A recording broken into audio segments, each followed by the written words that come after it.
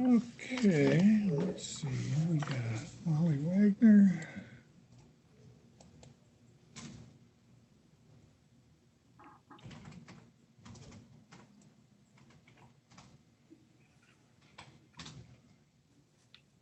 Okay, Shannon, put us on the record. Okay, first up is the Joplin and McLean minors. Do we know, Ms. Wagner, if either of the girls are out in the waiting room somewhere? I believe Brianna was going to participate, but I'm not 100% sure what the name would be under. Okay, well, I'm just gonna have to let everybody in then.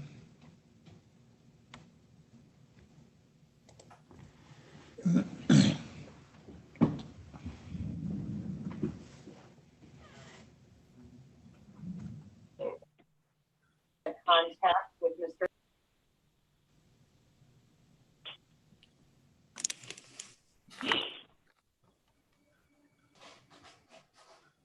Okay, we're waiting for one last audio connection.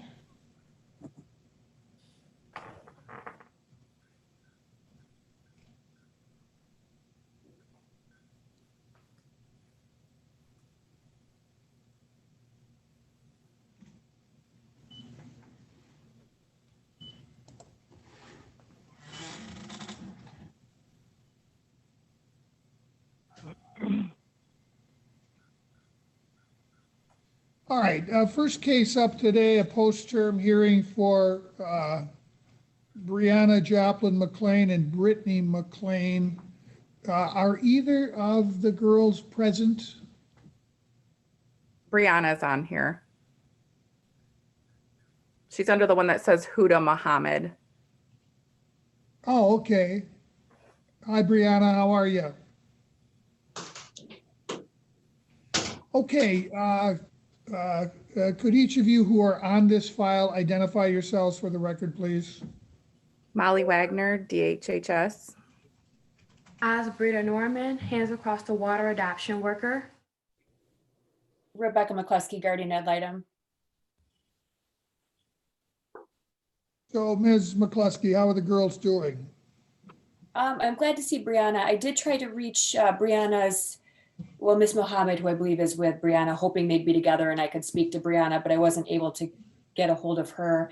And I left a message with Holy Cross trying to reach Brittany, and I have not received a call back. So I have not spoken to either of the girls, but I have reviewed the reports. I'm glad to see specifically that Brittany's seems to be doing better in the step down. I know she was struggling when I spoke to them right after the move. She was struggling a little bit, but it was probably just an adjustment period. So I'm glad to see she's doing well. And Brianna obviously has been doing very well. So I look forward to hearing from Brianna about how her visits are going with her pre-adoptive family. I have no objection to the recommendations. Thank you. Ms. Wagner or Ms. Norman, do either of you have anything to add to your reports? Well, I would like to add that we do have a move-in date for Brianna. With the adoptive family, it's going to be October 3rd. Apparently, she can move in before stuff is finalized, but I do need to add in the court order that she can move in with her adoptive family on October 3rd. Okay, I can certainly include that, and I'm sure, Brianna, that's something you'd like to see happen.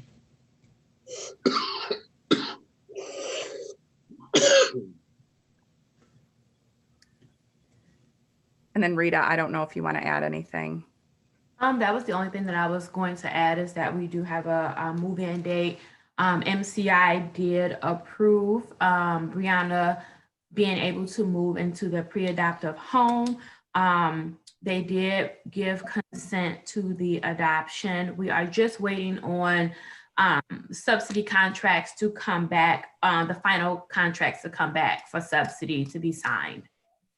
And then we can petition the court. The packet has already been put together. We are just waiting on those contracts before we can petition the court for a a hearing date. I know that the family is not licensed for fostering, but just adoption. And so it would require a 6-month supervision, but we were hoping to receive some sort of exception because Brianna will be 18 before the 6 months. Okay, and Ms. Wagner, what was that date again? The October moving 3rd. date?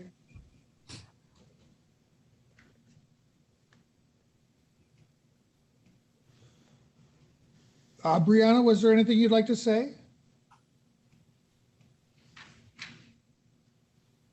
Wow, I saw your lips move, but I didn't hear anything. No. I think that, okay, that I heard. This has got to be pretty exciting for you.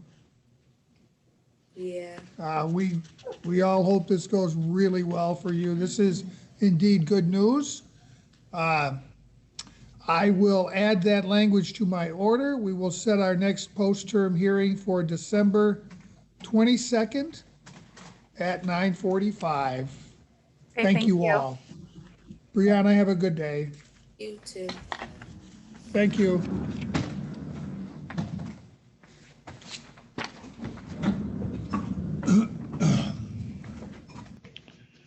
Okay, next up is Savannah Reisner. Could everyone on this file please identify themselves for the record?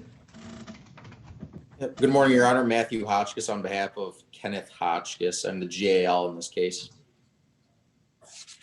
Good Morning. afternoon, Your Honor. Sarah Dietert. I am the adoption worker for Savannah, Hands Across the Water.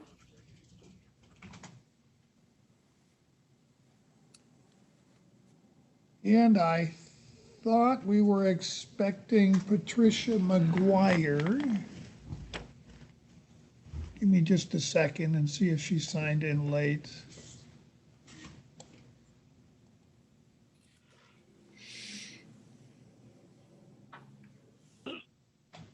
I'm just going to let everybody in again. I'm sure most of these people have nothing to do with this file, but I don't want to exclude anyone.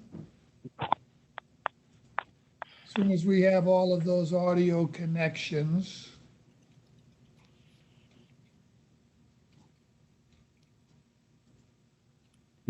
All right, is there anyone else present in the matter of Savannah Reisner?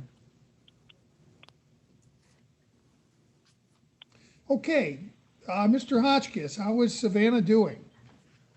She's doing well, Your Honor. Reports from placement say that she's still a spunky little kid, but everything's going well. There's no complaints. I think other than experiencing the early onset of the terrible twos. So other than that, I think she's doing wonderful. The only concern that placement had was with regards to kind of a timeline in terms of adoption. She was curious on regarding, I guess, how long it would take in order for her to proceed with that process. She was confused over a prior court statement whereby she would need to wait 6 months from the time of the order terminating the parental rights, as opposed to a 14-day notice to appeal for those parents. So I don't know if the court would be inclined to maybe give some guidance in terms of a timeline in which she can file for that adoption process. Yeah, I'm sure the challenge is that not only do you have an immediate right of appeal if you file it timely within 14 days, but there's also the ability to file a delayed appeal. And my suspicion is we have to wait for that time period to pass. And we certainly don't want to move forward with an adoption when there's a possibility of reversal of the termination of parental rights. And maybe our adoption worker can shed some light on that question. So I have not experienced that policy. I did speak with the coordinator, the adoption coordinator, and she was the one that kind of informed me of that policy. She did send along the kind of written out policy that I did forward to caregiver. I mean, in my just experience working in other counties, I have finalized adoptions prior to the 6-month time frame. So that's just kind of my experience. Obviously, the court is going to be the one making that final decision on what your kind of comfortability is with that.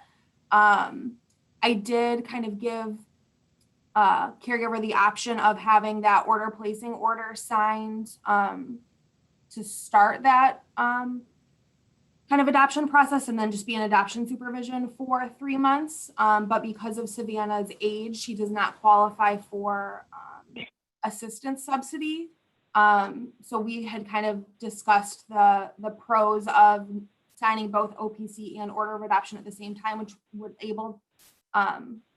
have Savannah able to continue to receive Medicaid for 3 extra months and those subsidy payments for 3 extra months. So at this point, caregiver is kind of on board with not having any order signed into order of adoption, but I do know that she was hoping that we did not have to wait that 6-month time frame. Well, I would certainly favor moving forward with adoption as soon as we can. But we have to make sure that all appeals and potential appeals have been resolved before that can be finalized. And Your All Honor, right. I will say, I have spoken with the Court of Appeals, just the clerk of the Court of Appeals, many times. And in her emails to me when I do appeals checks, she indicates a 4-month, like there's a potential for a 4-month kind of delayed time frame. But I have not heard from a 6-month time frame from her. So I don't know if that is something to consider, because at that point, a 4-month time frame would be October, I believe. And I am pretty sure the period for filing a delayed appeal is shorter than 6 months. I'll look it up right now and we'll have the answer. And maybe my efficient law clerk can find it before I do.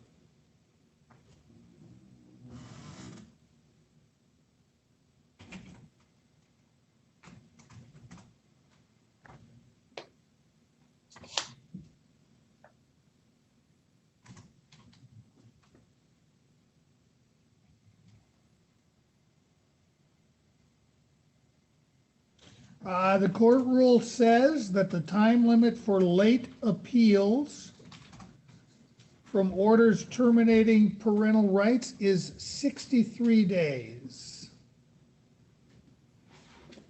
So obviously much shorter than 4 months. So there's a reference to another court rule. Let me look at that.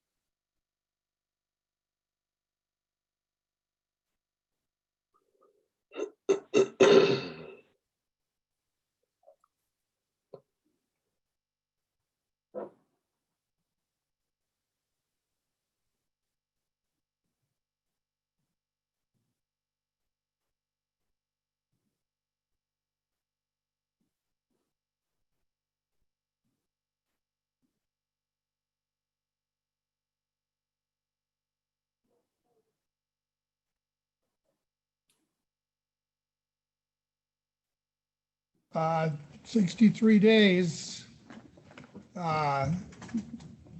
is the time limit. So I don't know where the 6-month time period is coming from, and I don't know why the Court of Appeals would be saying something about 4 months. Obviously, they can probably better answer that question.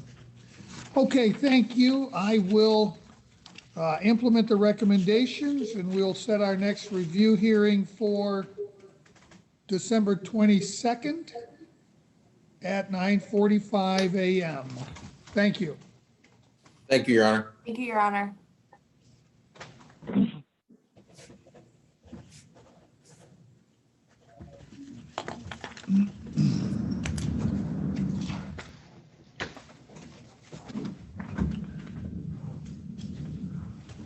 Okay, next up is the matter of Skylar Grozikowski.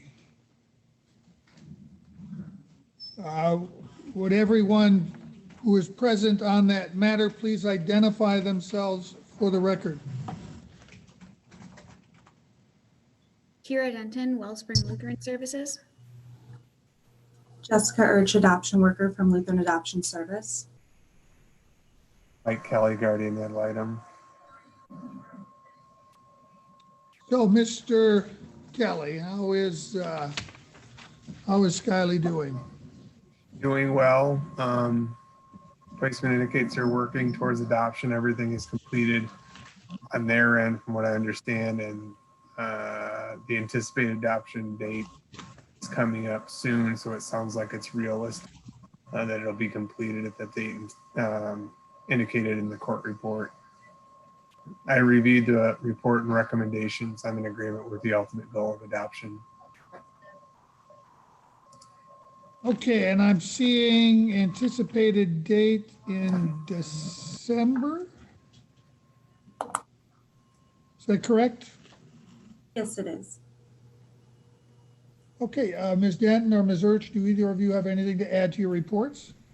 No, Your Honor. No, Your Honor. Very well. I'll implement the recommendations. We'll set a review hearing December 15 at 9:45 if necessary. Thank you. Thank you. I'm sorry, I didn't get that, Judge. 12:15 at 9:45.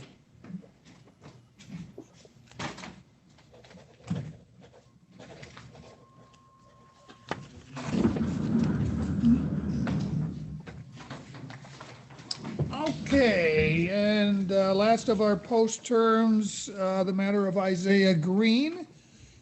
Could everyone present on this file please identify themselves for the record? Samantha Wright, DHHS. Mike Kelly, guardian ad litem. Sharmika March, foster care supervisor.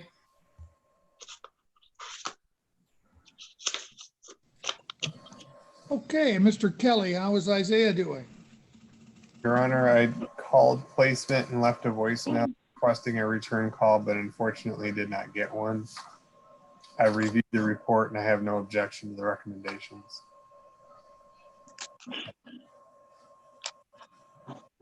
And looks like we're looking at a guardianship in this matter, is that correct? Yes. Do either of you have anything to add to your reports? I do not.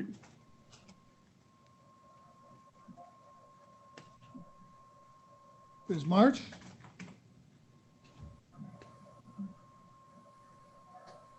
I don't know if we lost her. Oh, I don't see All her. right, I will. Yeah, I mean, she spoke up. All I right, know. I will. Sorry. I know that I plan on going to visit them this week and talking about exactly which kind of guardianship they would like to enter. But other than that, I don't think there's anything to add. Very well. I will implement the recommendations. We will set our next review hearing for December 15 at 9:45. Thank you. Thank you.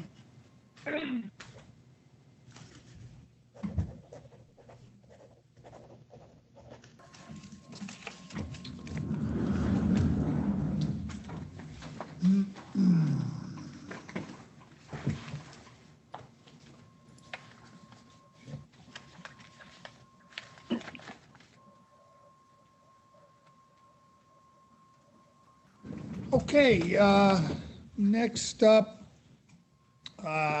we're scheduled for a preliminary hearing. I'm sorry, a preliminary inquiry rather for Miles Shipe. Who all is present on this file? Matt Way, Prosecutor's Office, Your Honor. Attorney Michael Weed here on behalf of the father, Frederick Shipe. Justin Moore, mother. I'm sorry, we had two people speaking at the same time. Mr. Brown has identified himself. Jessica Moore, the Again? mother. Okay, Justine Spielberg, DHHS. okay. Scott Murphy, DHHS. We've had some ongoing confusion from the clerk's office. I do not typically conduct preliminary inquiries on the record. But as long as you're all here, I can address any issues that any of you have. My plan here, I am going to authorize the petition since it does not since there was not a request for removal of the child and the child is in the home. The court rules allow me to do that based on anything that I find sufficient to establish probable cause. And I do find that the allegations, the verified allegations in the petition certainly rise to the level to establish the minimum threshold of probable cause. So I am going to authorize that petition by signing the last page today.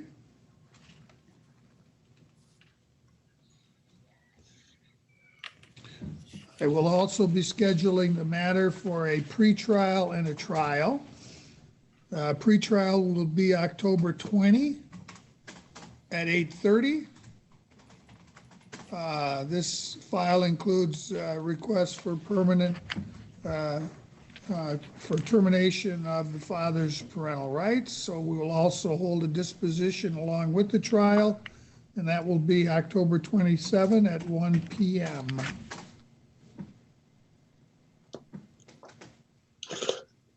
Your Honor, I don't know what the protocol is. Since Mr. Shipe has retained counsel, and I don't know whether he will be seeking an independent evaluation of the medical records. But I would like an independent review of the medical records if Mr. Shipe is not going to conduct that himself.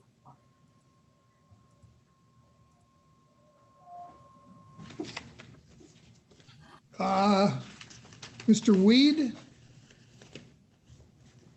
I don't disagree with that. I think that that we should probably have an independent review of the medical records. Do you have proposed expert who would review those records? I do not at this time, Your Honor. I haven't talked to Mr. Brown about this issue yet. Well, if that's your desire, I would certainly allow that to occur. And if that cannot be concluded before our scheduled trial date, I would be willing to grant an adjournment. We've got more time to work with in terms of adjudication because the child is in home, although there's a separate time limit that applies to when a trial is supposed to occur when termination of parental rights is requested. Typically 42 days plus up to an additional 21 days for good cause. I would certainly consider coordination of whatever time is needed for independent review of the medical records, but I would want it done as expeditiously as possible. So my inclination is to keep these dates on. You can update me at the pretrial as to what progress is being made with an independent review of the medical records. And if necessary, we can talk about adjourning the trial date at that time. Thank you, Your Honor. And what's the recommend? I had Go a ahead. I had a few other things to touch on. Go ahead. I had talked to the worker on this case, Amber, and we had also come to an agreement that it'd be, and I talked to the prosecutor in this case as well, requesting a psychological evaluation of my client.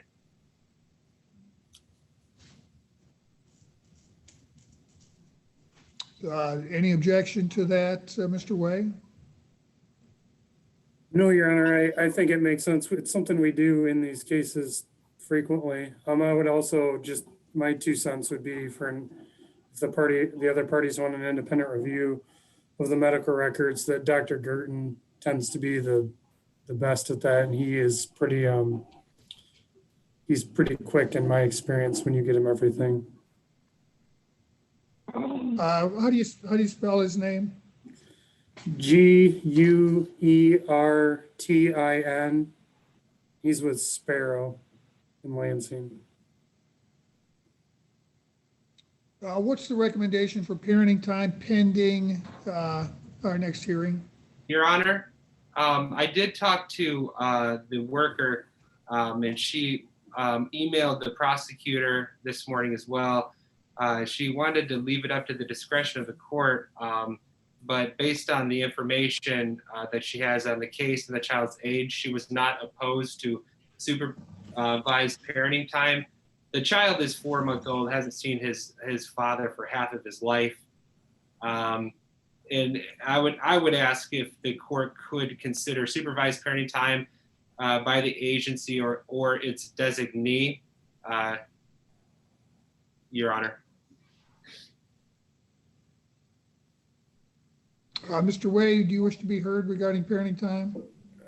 Your Honor, I would certainly, if the court is inclined to request or order supervised parenting time, would ask that it be by the agency only, given the nature of this incident. This appears to be an abusive head trauma case.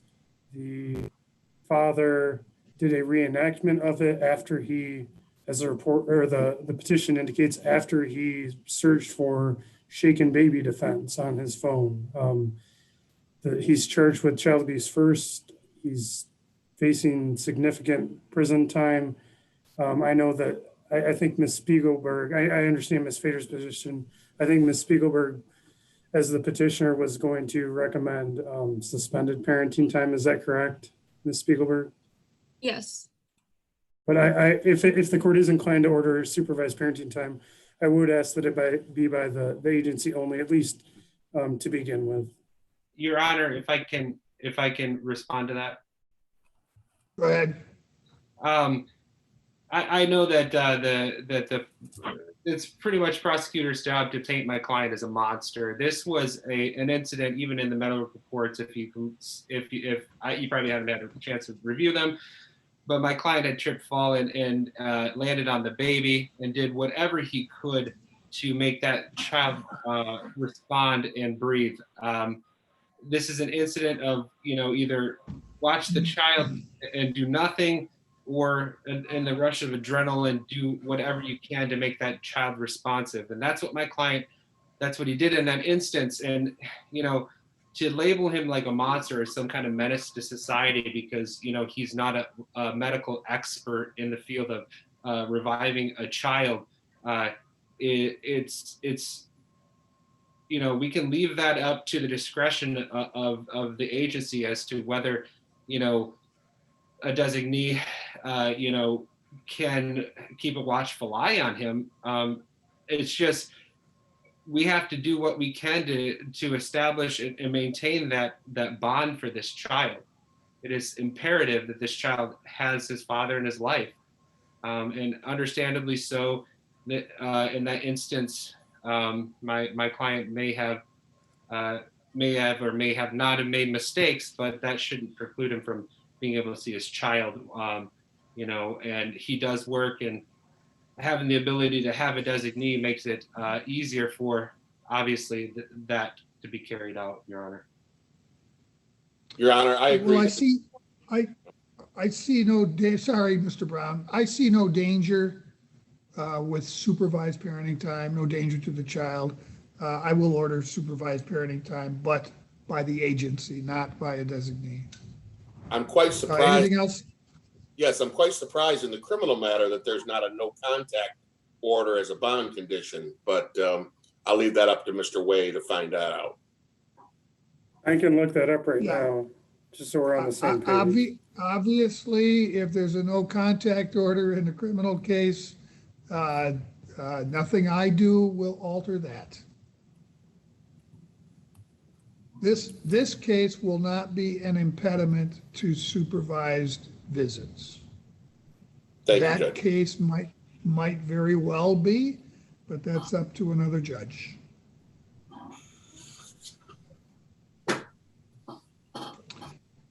Okay, so we'll see you back here at the pretrial. I will include in my order that Dr. Gurton may be engaged to review the medical records. Judge, I would ask that you put, or any other qualified, because sometimes Dr. Gurton is very backed up. And if someone else has to be found, it probably shouldn't be specific. I think that'll waste a whole lot of time if Dr. Gurton can't do it. Okay, I'll add that language.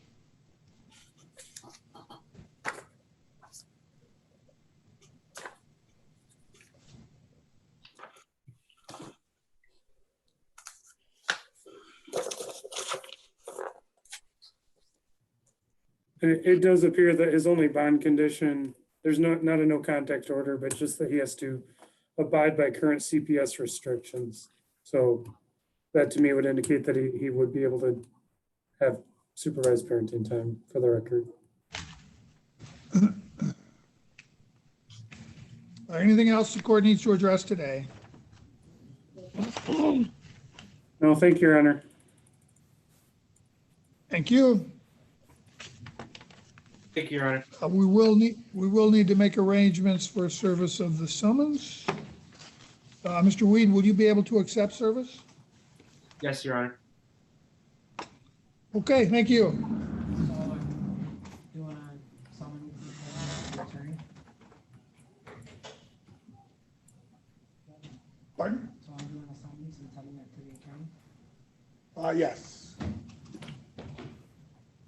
Or the prosecutor? You can send it to Mr. Way's office, and then now he knows that Mr. Weed is willing to acknowledge service on behalf of his client.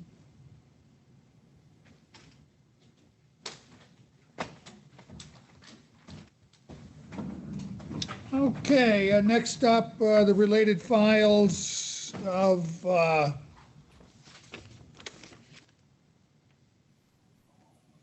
Cameron Reed, Robert Bliss, and Braden Shuler and Michael Harrington III. Could everyone present on these files please identify themselves for the record? At Way Prosecutor's Office. Morning, Madison Bowen, Jackson Child Protective Services. Denisha Ostrander, the parent and guardian of Cameron Bliss. Brittany Barnett, the parent of Braden Shuler and Michael Harrington. Susan Danke on behalf of David Barnett, who's present, I believe, by phone. David Barnett, father. Okay, Mike Kelly, guardian ad litem. And the mother, I'm sorry, Your Honor, the mother. Both mothers are present. Do you need them to restate their names? I'm just making sure that.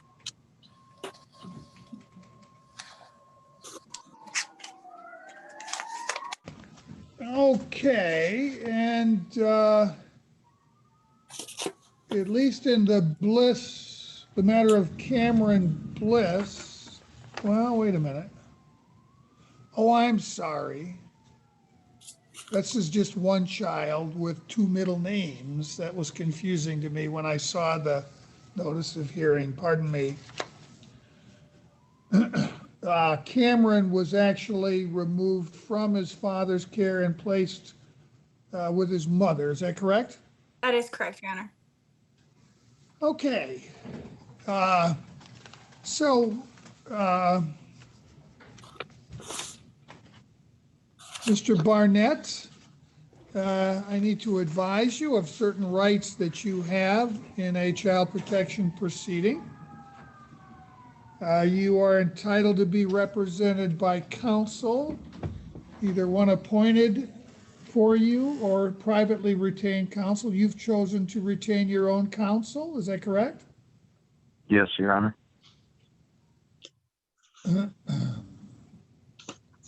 Ms. Danke, is it necessary for me to read the petition aloud?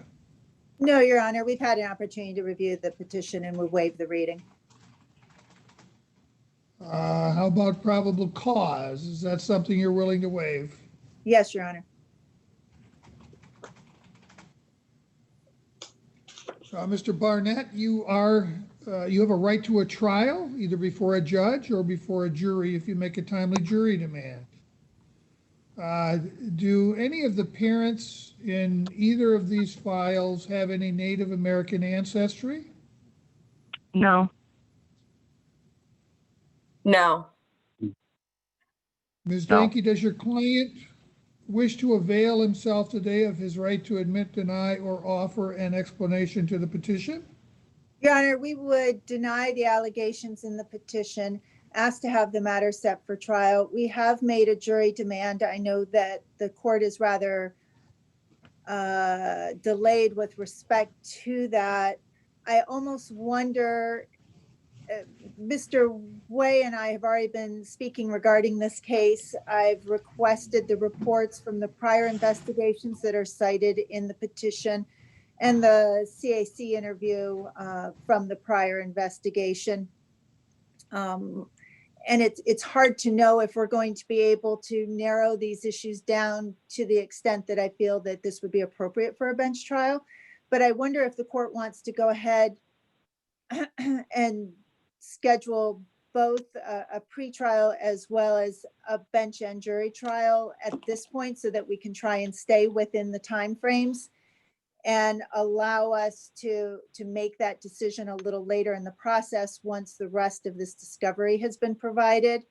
As I've reviewed the reports that have been provided so far in the CAC interview that's been provided so far, I think the petition is dramatically misleading as to what is actually going to be brought before the court.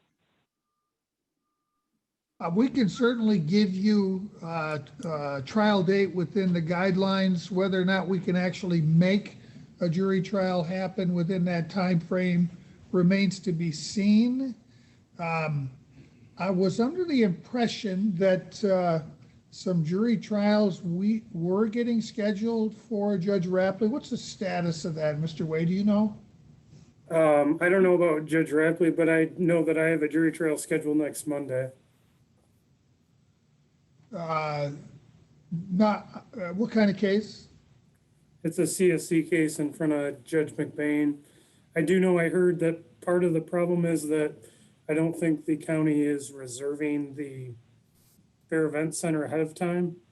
And so some of it depends on availability in terms of doing jury selection, because I've heard discussion about doing jury selection in the big conference room in the basement, but to me that is not at all big enough to where I would feel comfortable doing jury selection. I guess it would depend upon the size of the pool, but I agree. It certainly poses some limitations. It's better perhaps than, well, actually. I think your I'm not sure courtroom's that bigger. as I was just looking around at the walls, and I think I agree with you. My courtroom is bigger than that conference room. And certainly we could space out potential jurors depending on how many challenges folks would be entitled to. But actually seating a jury, there's no way we could do that with spacing rules in place. But let's not worry about that today. I was just curious. I was aware that there was an effort being made to get some jury trials scheduled for Judge Rapley. We'll go ahead and schedule these two files for a trial, and we'll just time will tell whether or not we'll be able to do it with a jury or not. Your Honor, those trials with Judge Rapley all got adjourned to November.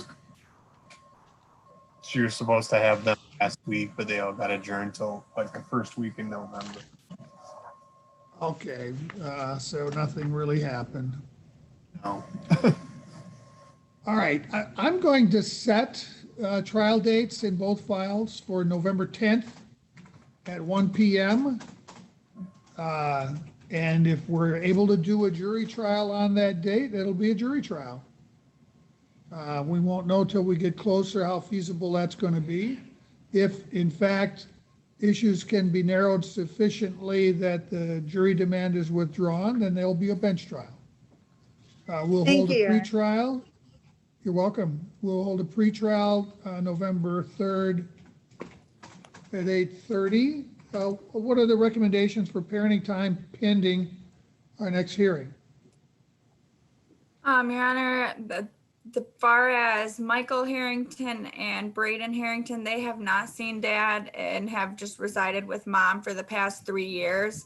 So I would suggest that it remain suspended at this time pending adjudication, given that that has been the status for the past 3 years. In respect to Cameron Bliss, he is with his mother right now. So I would recommend that that is suspended as well, pertaining the allegations and just pending adjudication.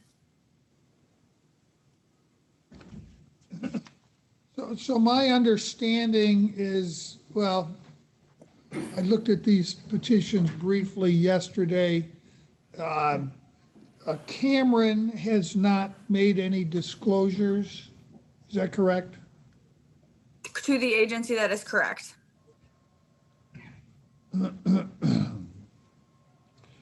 I certainly wouldn't order any parenting time for any child who has made disclosures because of the potential for traumatizing the child, irrespective of whether or not visits could be safely conducted. As to a child who's not made allegations, I'm more receptive to supervised parenting time. Ms. Denke? Your Honor, my client and I have discussed the parenting time situation, and he understands the concern with respect to Braden. And the other child of Brittany Barnett's is not his biological child. He hasn't had parenting time with that child. With respect to Cameron, Cameron was living with him full time. And we would ask that supervised parenting time do occur with Cameron. He has been, I don't know if he's out of the facility where he was receiving mental health treatment and is currently at mother's house or not. He'd had very limited contact with his mom up to this point and had really, once the investigation started and he was moved to his grandparents, he really struggled and actually ended up being taken into the foot ER for some psychological intervention. We would also ask that the court order grandparent visitation with Cameron, as Cameron has resided in their care for extended periods of time. Your Honor, if I can speak to that. Go ahead. So yes, he was taken to Glenn's house and he received treatment. He very successfully received treatment. He did wonderful there. They actually had no behavior problems. They did not see anything that that warranted a problem. He got his medication. Cameron was feeling very hopeful, calling mom, calling us, just very positive throughout the whole time he was there. He is back with mom now. Mom, I briefly got to talk to her late last night as I was filing another petition. So last night was when we got time. She did express some things that Cameron has been talking to her about as far as disclosures he has made to her. I have not had a chance to go back and talk to Cameron to hear it from himself. This is only coming from mom at this time. But that would weigh into my respect of suspended visitation if this really is the child's wish, depending on when I can speak to child. I'm just getting everything from mom right now. So based upon what you hear from the mother, you might be having Cameron do a forensic interview of Cameron? I'm thinking more to check in. Foster care will be making their first visit with the family this week as is, and he already has counseling appointments scheduled for this week. So there will be multiple people that'll be checking in with him that we can kind of see how it's going. But from what I hear, Cameron is doing very, very well at mom's, and I would hate to disrupt that. Judge, if I might briefly respond. Hold on a minute. I'm sorry, Shannon, say it again. There was somebody that wanted to be called for a hearing. Oh, that email that came through. Hold on. Shannon's reminding me that we got an email yesterday about somebody wanting to be called. I printed it out. It's right. It's right in there. It's in the file? Hold on.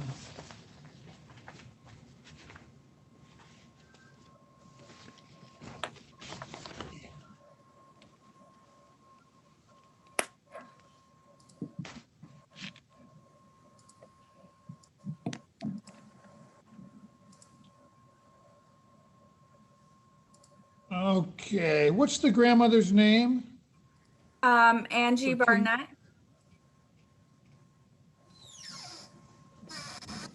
The request here is from Denisha Ostrander. That's me, Your Honor. Recognize that name? Oh, That's the okay, she's mother. here. I'm the All mother right, of thank you. Cameron. All right, thank you. Sorry about that, ma'am.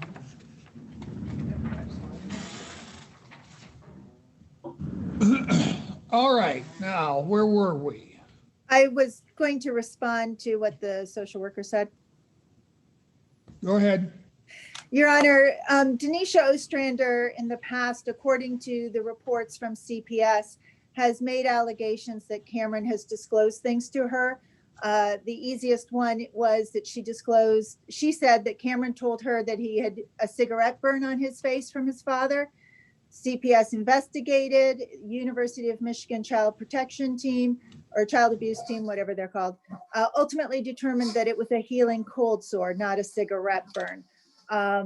So it wouldn't surprise me that she says that he is disclosing things, but I would suggest that from the history that CPS itself has, those disclosures don't pan out. I would ask if he is continuing with the same counselor he had been working with at Henry Ford for an extended period of time. I think he's been in counseling for more than a year with that therapist, and would certainly ask that be the therapist that he continue with, as there is already a therapeutic relationship there. But I think that supervised visits at this point would protect any issues or concerns, and would allow him to continue to have contact both with his father, who was his primary caregiver, as well as his grandparents, who, as I indicated, he actually lived with for several years.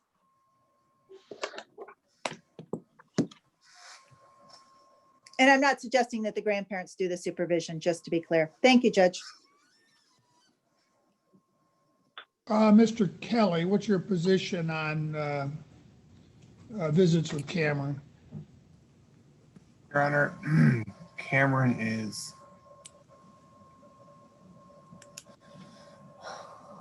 going on 11 years old.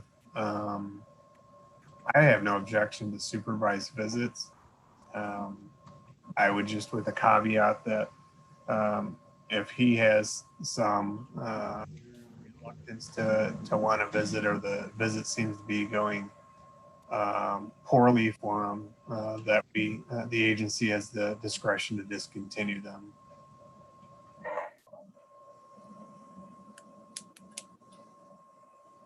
Does anyone else wish to be heard on this issue?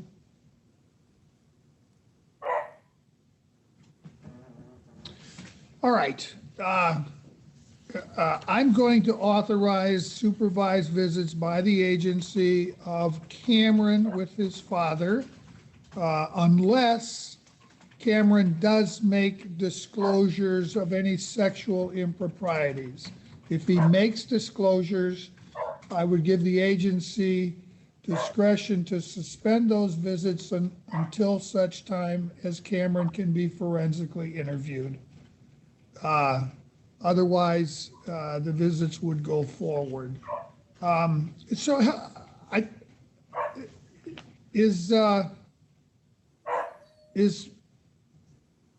the father of Michael Harrington? Your Honor, that's my boyfriend. He's the father of Michael Harrington. My client's the legal father. They're married, but not the biological father. Well, that was the confusion. Thank you. So legally, unless some action is taken to change this fact, Mr. Barnett is still the legal father of Michael, but apparently he doesn't have a relationship with him. Is that correct? That's correct. This is one of those unfortunate situations where he has a close personal relationship with one of her other children that he's not the father to, but no real relationship with this child. These allegations all came up as the parties were talking about divorce, where this would have been resolved, or the parentage would have been resolved. All right. Well, given that there's no relationship or bond with either of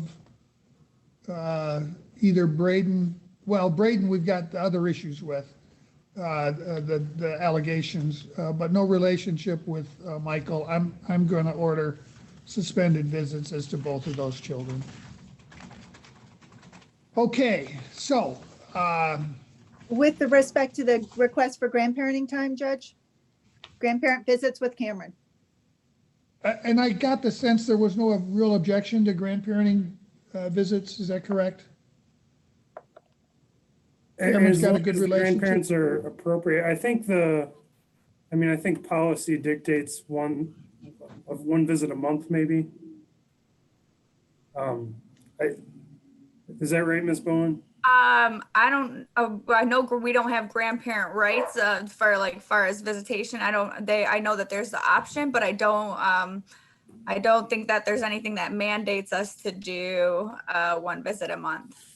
I mean, Your Honor, I have no objection as long as, the agency, when they do, unless there's no concerns in terms of background checks or whatever. All right. What I'm going to do is simply grant discretion for grandparent visits with the understanding that unless there is a serious concern, those visits would take place. That gives you the opportunity, if you find out there's a problem with the background check, not to do the visits. But absent finding something like that, I would expect the visits, to the extent they can be reasonably accommodated, to take place. Thank you, Judge. Okay. Okay, I'm going to set both matters for a pretrial November 3rd at 8:30, trial and disposition November 10th at 1 p.m. That will be a jury trial. If we can accommodate a jury trial, otherwise it will be a bench trial. Anything else the court needs to address this morning? Yes, sir, please. This is Brittany. I have a restraining order that was signed on September 3rd. I have been trying to serve him with this restraining order for me and my son since then. And we are not unable to serve him.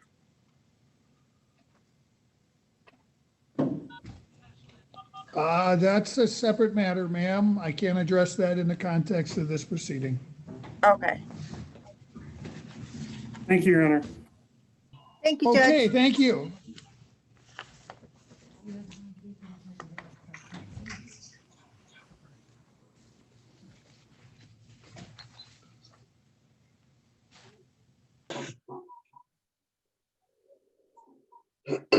You're fine.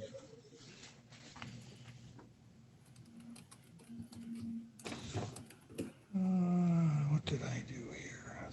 3, 3, 6, 4. I see what happened.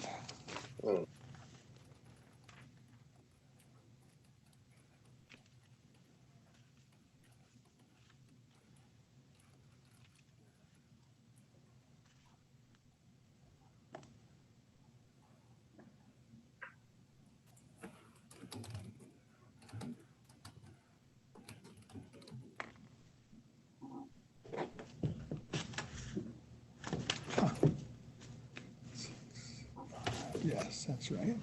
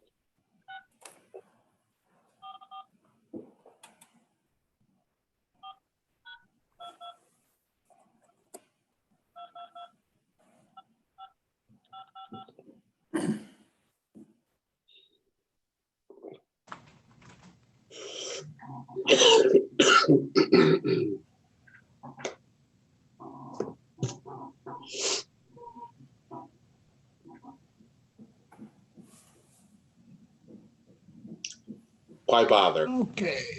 Yep.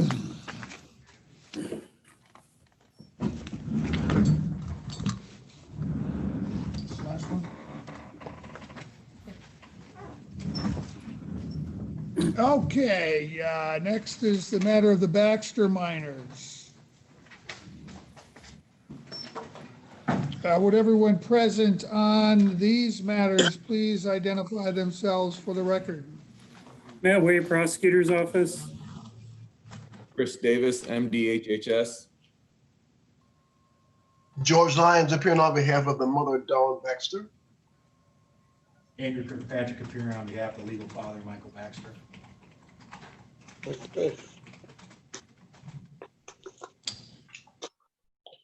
Okay,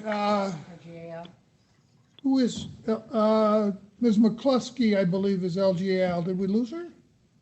Oh, there she is. You're muted, Rebecca. Gotcha. Sorry about that. It was the Baxter minors, Your Honor? Yes. I will see you this afternoon. Okay. All right. Give me just a moment here.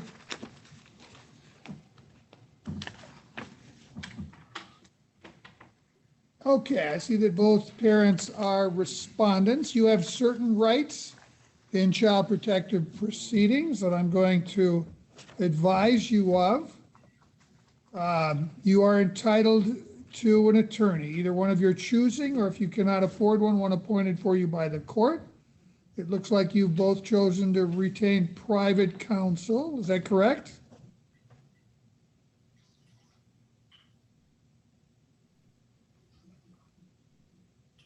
We don't have parents present, do we? They do, Your Honor. They're up there. Mr. Baxter, can you hear us? Oh, the microphone was muted. They're muted. Okay, well, counsel, you can speak on their behalf. Yes. Is it necessary for me to read the petition out loud, counsel? No, Your Honor. On behalf of Mr. Baxter, we would waive formal reading of the petition. Also, we would deny the allegations, we would waive the probable cause, ask this matter be set for a pretrial and trial. I will be filing a trial by jury demand tomorrow at the latest. Okay. Likewise, Your Mr. Honor, Lyons? good morning, Your Honor. Likewise, with Mrs. Baxter, we would waive probable cause, deny the allegations. We'll be formally requesting that the matter be set for trial by jury in writing. Does either parent have Native American ancestry? No, Your Honor. No.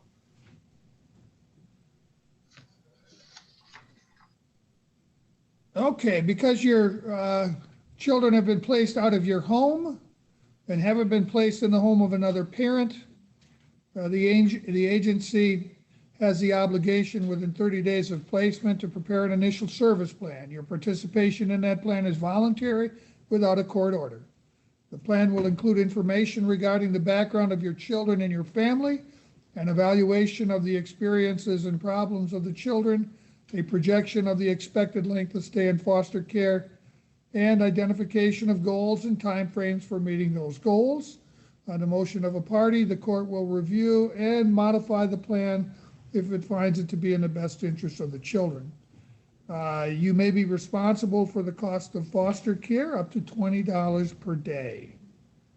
Where are the children placed? They are placed with grandparents, Your Honor. Okay. Maternal grandparents.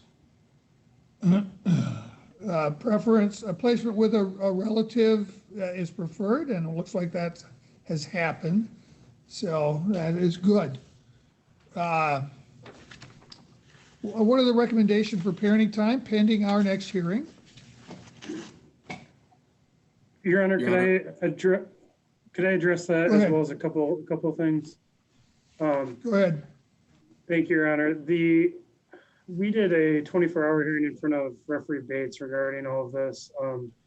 She directed placement to the grandparents. She ordered a direct placement over the agency's objections because of some concerns regarding past allegations of sexual abuse on the maternal grandfather, and that as well as some current concerns regarding the grandmother attempting to influence witnesses, which I've confirmed with the assistant prosecutor handling the criminal case. Referee Bates suspended father's parenting time, allowed mother supervised parenting time at the paternal grandparent's home. I believe that is wholly inappropriate. If the court is inclined to allow supervised parenting time for the mother, I would ask that it be supervised by DHHS only at this point, not by the paternal grandparents. I'm also requesting not a placement change today, but I'm requesting that we do a placement hearing. I was not present for much of the testimony that was taken at the 24-hour hearing. There are currently home studies as well as background checks taking place. We would like that to play out. We would like to review everything and at the same time consider the effects of a possible re-removal. We are obviously sensitive to that. So I would ask for a placement hearing, which I think all parties have an absolute right to, in a couple weeks. If it's not necessary, I can, of course, let the court and all parties know that, and we can take that off the docket. But I would request that at this time. Thank you. Well, I have concerns about a court-ordered placement if it occurred without a placement hearing, because it jeopardizes funding. Now, I don't know if this case would otherwise qualify for Title IV funding or not. I'm wondering. I had the same concerns, Your Honor. I addressed that with DHHS. They told me because there's a direct placement and because of Dad's income, they believe that this would be county funded no matter what.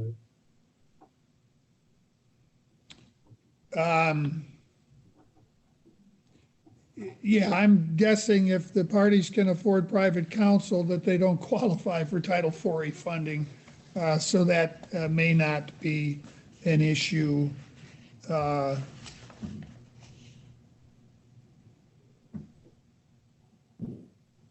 Since the grandparents aren't, I'm assuming, licensed foster care, they're not going to get any support from the county or the agency anyway. They're going to be on their own. Your Honor, they will not be requesting that.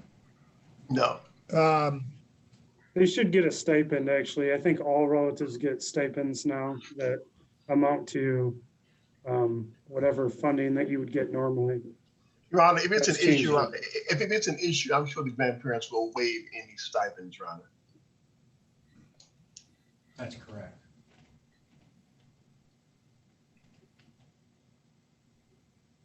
So give me a moment to look at the allegations.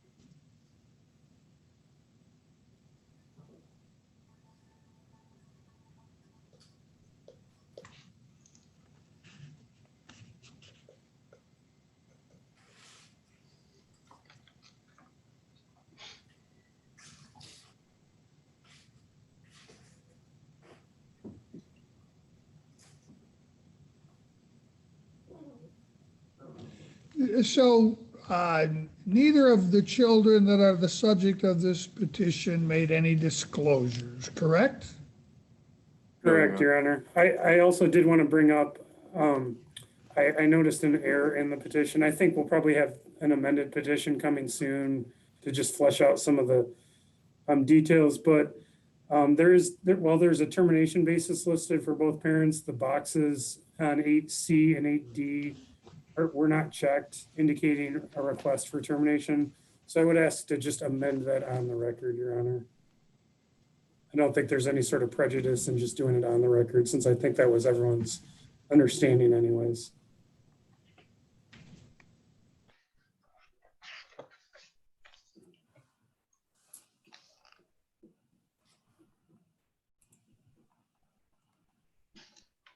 I'm going to grant your oral motion to amend the petition. I will make those changes on the petition now.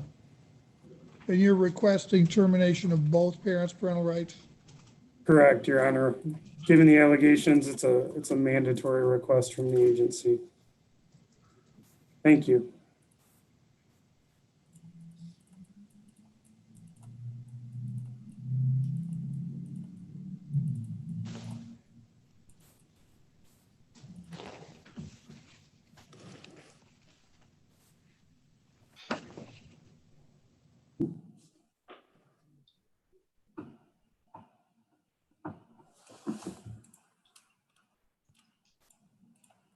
Okay, so turning back to parenting time.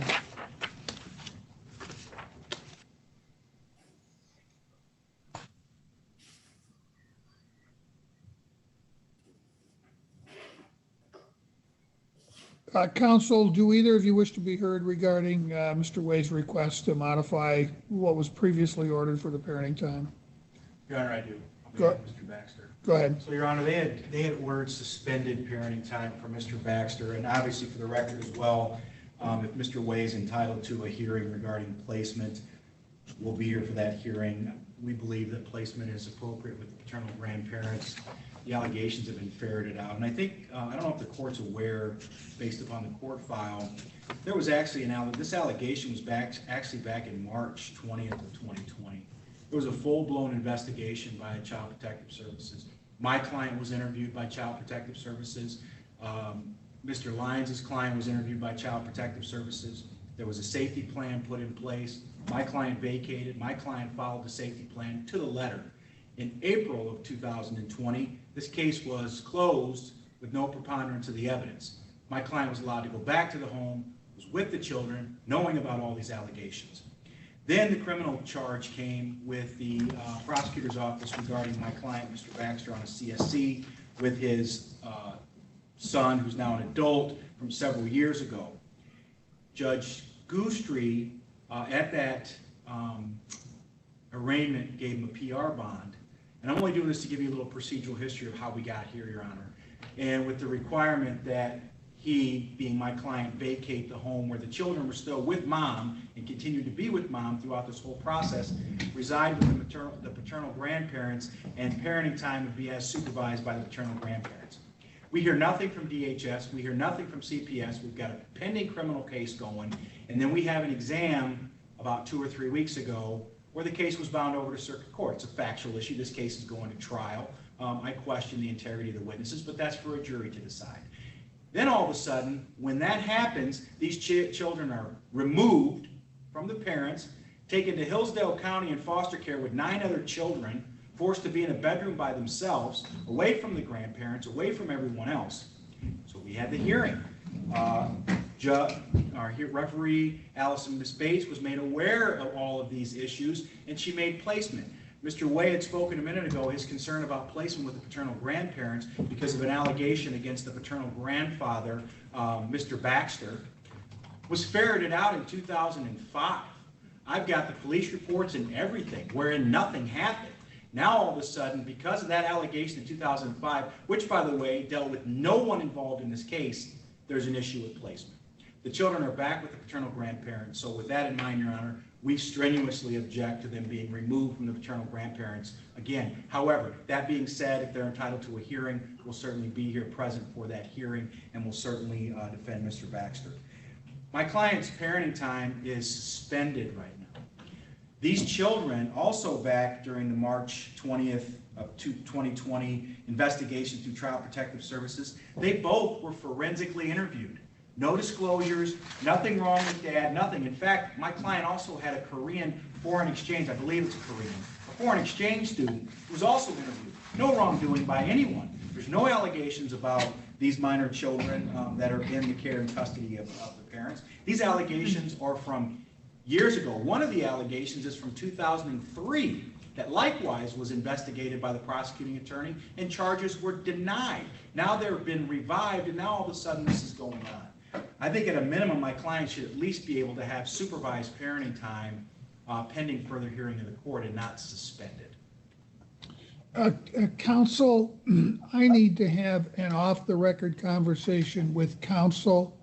I'm going to leave, well, We're going to go off the record.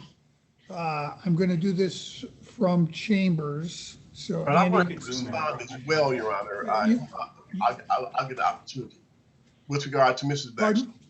I'd like to respond. Pardon? I'd like to respond as to Mrs. Baxter. Go ahead. And I'll be brief because Brother Counsel has covered the major points, but it should be noted that number one, my client has not been charged. Number two, the same grandparents who they now question whether or not their home is appropriate was the same grandparents whom they approved to supervise visitation with Mr. Baxter. The only reason I believe my client is here today is because they asked her to testify, and she asserts that there was nothing to testify because there was no wrongdoing.